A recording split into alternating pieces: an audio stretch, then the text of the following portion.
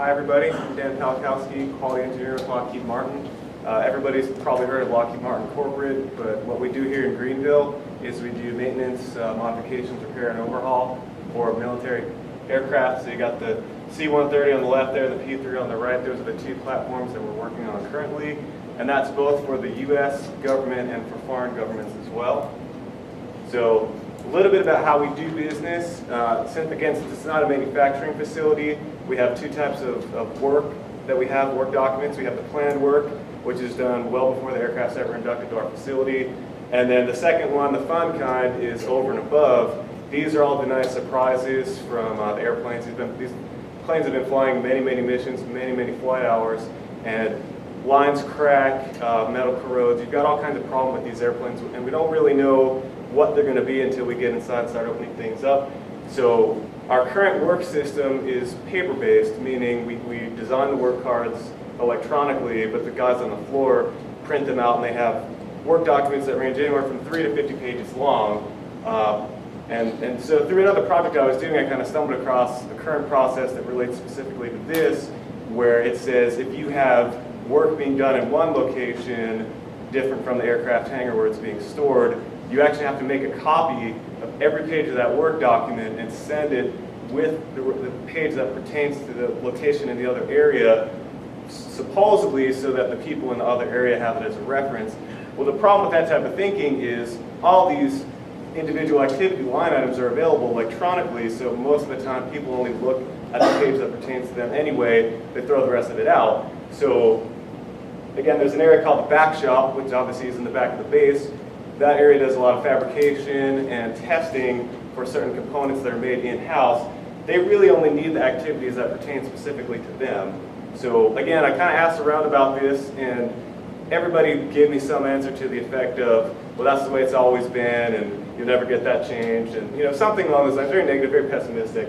So my idea, though, is rather simple, but it's something that seems to escape the plant so far.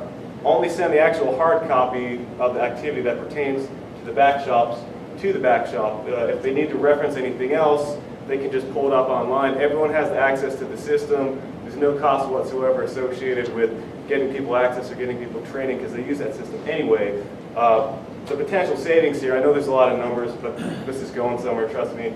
You have about 1,500 to 3,000 work documents per aircraft, and we work generally on about 15 aircraft per year. A lot of estimation in these numbers, but it will kind of convey the idea here. You get about 15 pages saved per work document, or let's assume we save about 15 pages per work document by not doing the copies. If you do the average of the 1,500 to 3,000, you get about 2,200 documents per aircraft. So if you multiply those out, you get about 33,000 pages saved just per airplane. So then if you take that and you multiply it by the 15 airplanes per year, you're looking at somewhere on the order of 500,000 pages, actual pages of paper saved, just by making this one simple step, or one simple change. So I looked at Staples the other night. It's about $50 a box, 5,000 pages of paper. So you can do the numbers there. You get about $5,000 just in the material cost alone.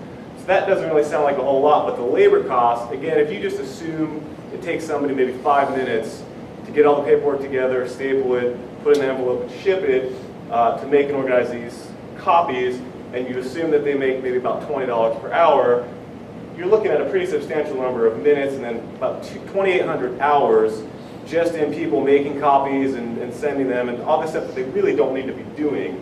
So if you multiply that by the $20 an hour, you get about $56,000 just in the labor rate. And more importantly, it's a huge hassle saved for a lot of these employees that have approached me and said, well, what's the point in this? I don't understand. They can look it up online. So again, adding the labor cost and the material cost, you're looking at somewhere in the order of about $60,000 and about 2,800 hours saved just by making this one simple change that the worker bees seem to embrace, but for some reason it's escaped the management and it's kind of just been stagnant and nobody's really tried to push it. So what I'm trying to do is just take that feedback and run it up the chain and try to get the managers to understand that there's really no point, and we're losing quite a bit of money just by sticking to the way things have always been and sticking to the status quo. So it's not a whole lot of money for a company like Lockheed, but it's a simple change that I think everybody will embrace, and it's good for the environment too. All right, thank you, Dan. Yep.